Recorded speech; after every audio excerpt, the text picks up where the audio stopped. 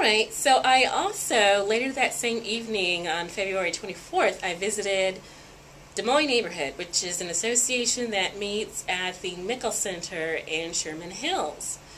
They had a guest speaker that evening. His name is Pat Koziza. He's with Public Works, and he talked about the Scrub Program. The Scrub Program is a neighborhood cleanup where they gather large amounts of trash and refuse to collect and take to a recycling center. So they have 10 Scrub Saturdays, and it starts Saturday, April 9th, and ends Saturday, November 19th. And their goal is to do 55 to 60 times per neighborhood in order to meet the economy of scale. Citizens pay for the program with solid waste fees offset by federal dollars. They're seeking ideas to improve their program. Consolidation may be a potential solution. And then in general, neighborhood leaders should take the initiative to ride herd on freelancers and scavengers who slow down the line. And so basically this spring cleanup is to remove urban blight from various neighborhoods. And there is a lot of participation in that. And so for more information, you can contact Pat Koziza at Public Works or the Des Moines Neighborhood. This is the handout that they gave me. And so they should have more information for anyone who wants to inquire. The Des Moines Neighborhood is also the association taking leadership on addressing nuisance properties. These are properties that perhaps have been foreclosed on, the owner is absent, and the property has gone into decline through lack of maintenance and upkeep. And so fellow neighbors are addressing this issue. Also, Councilwoman Christine Hensley, according to the association, has been paying attention to those issues as well. And while I was at the City Council, they have been declaring certain properties a public nuisance and then taking steps from there. They also passed out information on Iowans Helping Iowans, this group, and that's basically recovery assistance, and I believe that's from flooding. And so there was contact information given there.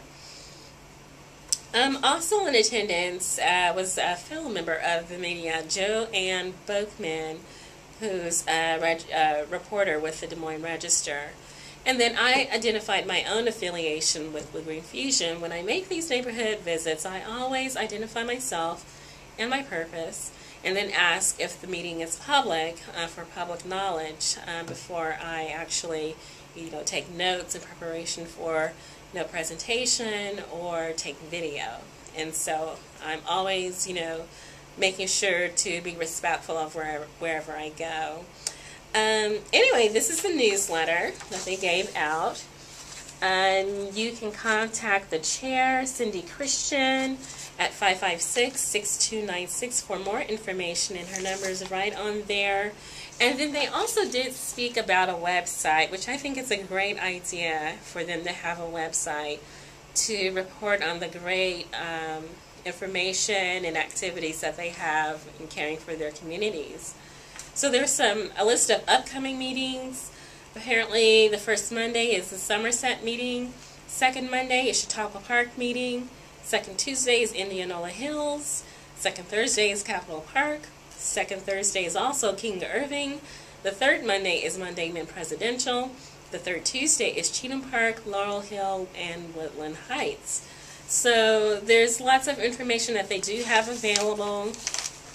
You can likely have this sent to you by mail, but I'm not going to speak for them on that. But definitely contact the chair for more information. A sham, that it's manipulation of the data. The public works officials, when I asked them why they have to have this transfer case, they told me because Vector's the only one that can bid it. They want to buy Vectors, and that's how it is. So the whole thing, from the bid specifications to the maintenance records to the downtime records, appears to be a sham in order to get the Vector brand perfect. Obviously, the comments that you're making are very serious comments, and I don't take them lightly. I'm just trying to figure out next steps here and how best to address the problem, because there's the first thing you learn as an elected official, there are two sides to every story, trust me. And you can have it go both directions. And so for you to stand up and make those comments, I'm trying to not discount them, but I'm also trying to be sensitive and respectful of the recommendations that have come here come to us from the staff. So I'm just trying to figure out, to be perfectly honest, I hate having discussions like this at the council table because I don't think anybody wins. So what would be your next step? I'm hoping that the council will do the right thing and examine the evidence. Look at the data. Where is the rest of the data? Why? Is there an independent third party out there that can come in? Because I don't think anything that we can do now is going to satisfy you. That even if the recommendation were to come the same that it is today. So is there another independent third party out there that could do the analysis and come back with a recommendation? I guess I can't answer that. I don't, Councilman Hensley, I don't understand, Councilperson Hensley, I guess I don't understand why we would need that. Okay, so my last stop was the Des Moines City Council. That was this past Monday. I got the agenda from them. It was a very, very crowded city council. Lots of people, lots of issues, lots of information, lots of decisions to make, lots of information to share, and opinions and facts and figures and documents and things like that. What would be frightening is if no one showed up. So myself, I'm glad to see a crowded room. It's a great relief to know that Des Moines is engaged and concerned and cares about its community.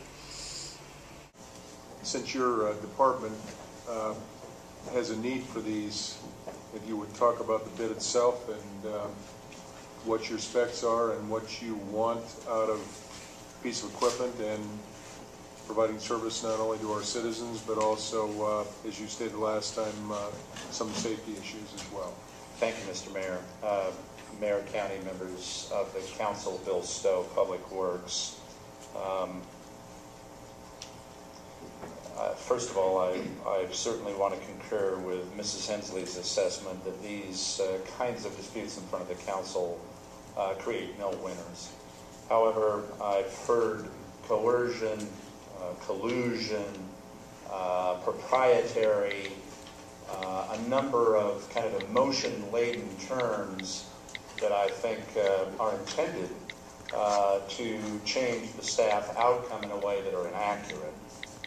What I really would like to do is provide the facts and let you draw the conclusions. As I have said before, I believe at the podium, certainly Mr. Piper said in a slightly different way, we'll use whatever tool is provided us to do the job. And the basic issue here, this is about a $350,000 to $375,000 piece of equipment that's shown right here. This color is far different than what you'd see in Des Moines. In Des Moines, they're orange with a big silver tank. These vehicles are very instrumental in preventing basement backups of sewage as best we can. They clean storm, sanitary, and combined sewer systems in the city of Des Moines. They pump out material, and they can also use a jetting or cutting kind of apparatus to remove roots or remove any kinds of obstructions in the publicly owned system. Very important. All right, so we did address a specific issue that came at the previous council. This was a lease purchase agreement for the catch basin cleaner trucks. Jeff Firestone raised a few issues, maintenance records, bid specs, and downtime records, which he felt he did not have sufficient access to. He also made accusations of skewed data, missing data, manipulated data. These words were considered inflammatory, that brought an unfortunate tone into the council chambers.